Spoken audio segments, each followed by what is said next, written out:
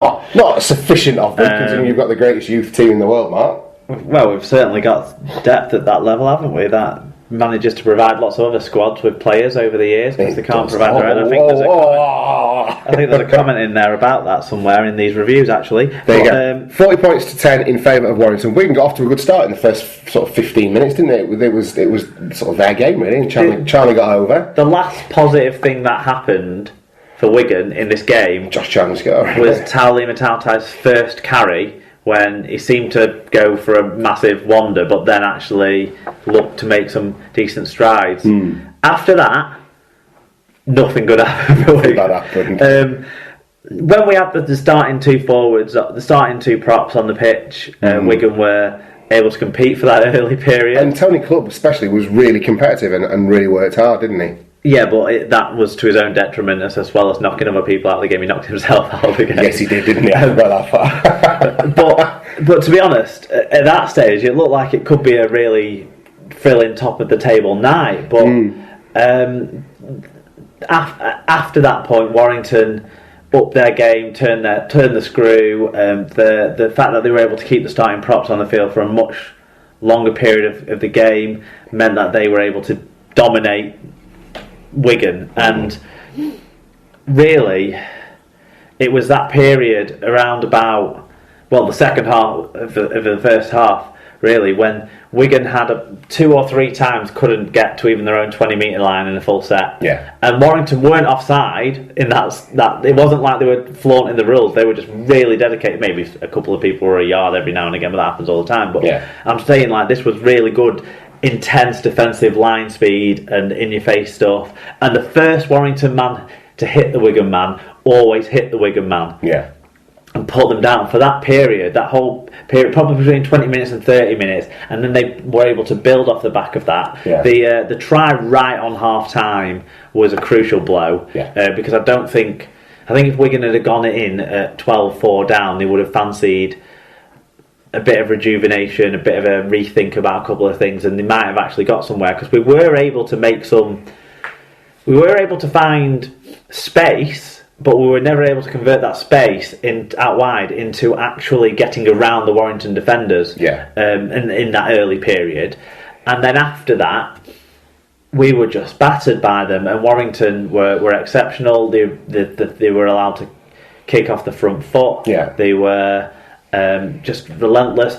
Probably the scoreline was bigger than it should have been because of a couple of soft tries. I'm thinking particularly Ben Westwood's first try, Ben Julien's try. Those tries should definitely have been stopped, I felt. Yeah. But there was indiscipline as well that led to tries too, wasn't there? Well, it was more just it wasn't indiscipline in the sense of not defensive indiscipline in terms of where the lines were set and things. No, but it wasn't individual indiscipline. Yeah, but the high shots weren't like indisciplined high shots. They were just crap technique from players who aren't top players. Yeah, well, that's where so maybe our definition of discipline in that case, not discipline in terms of they're being dirty, but the discipline of tackling and the art of doing that. I'd say execution. Was poorly executed. Execution.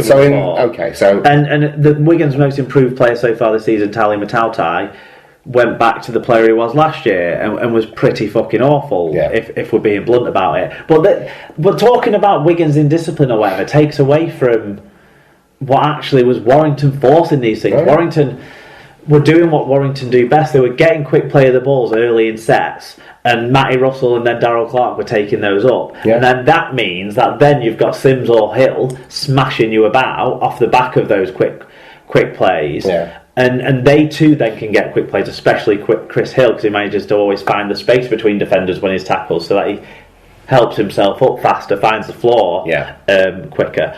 And off the back of that, like I say, they were able to kick on the front foot. Yeah. And Wigan, as this game went on, and the 17 that were on the pitch were weaker through fitness or through experience or through lack of game time, Warrington just took full advantage and deserved what they got, and they were by far the best team. And other than Kevin Penny's celebration, really I don't like it. I think he does it though. I want to smack him when he does it against like Saints or Leeds or someone I don't like. When he does it against us, it's even worse. It's one of those that great. It's just his eating the dinner celebration. Is that what it is?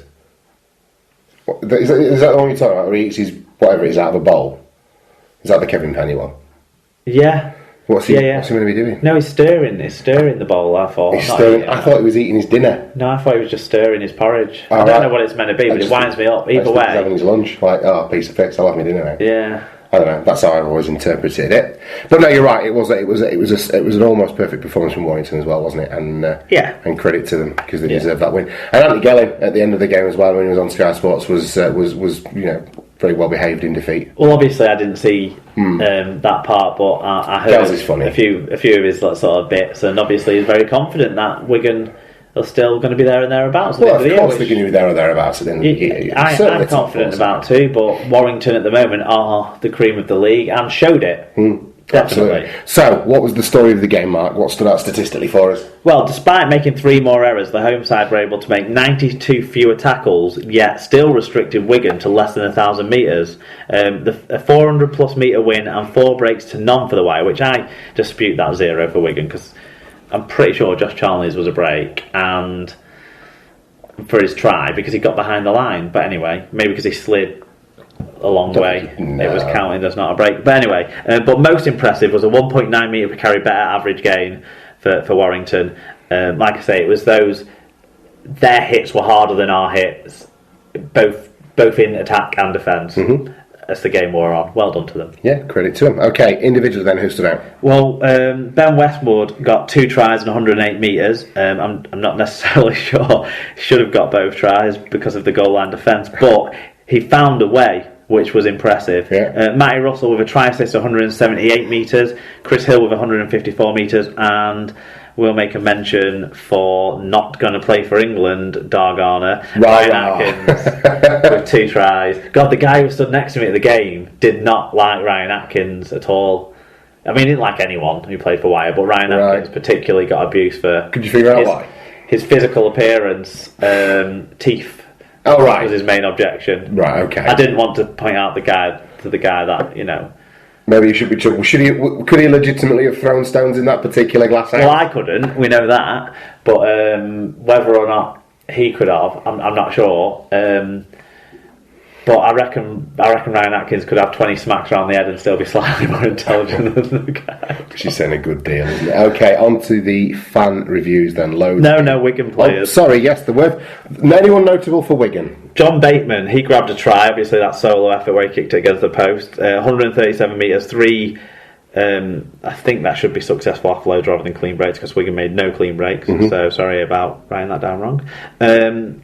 So John Bateman did well, as he has continued to do every time he's played. Willie Isa made 49 tackles. Now Willie Isa is the most average attacking threat, or not threat, player that I have seen put a Wigan jersey on for some time.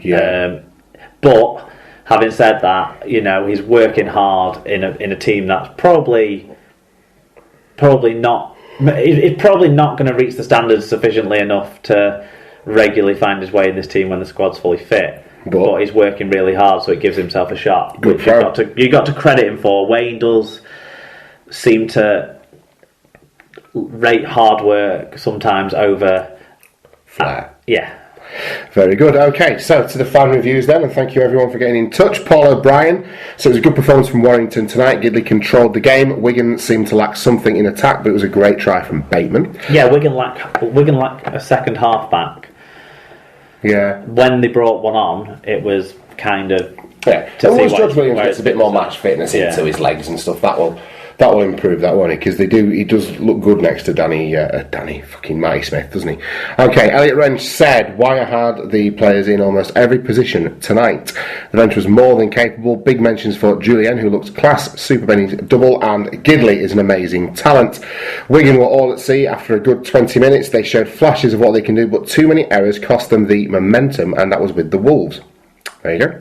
Tom Eckley99, he said, Tom, this question might require the intervention of your poll, but is Kevin Penny the real Sir Kev?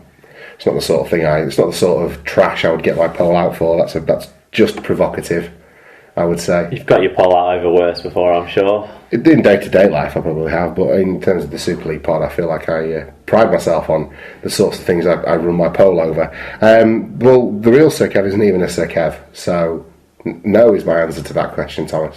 Yeah. I would say.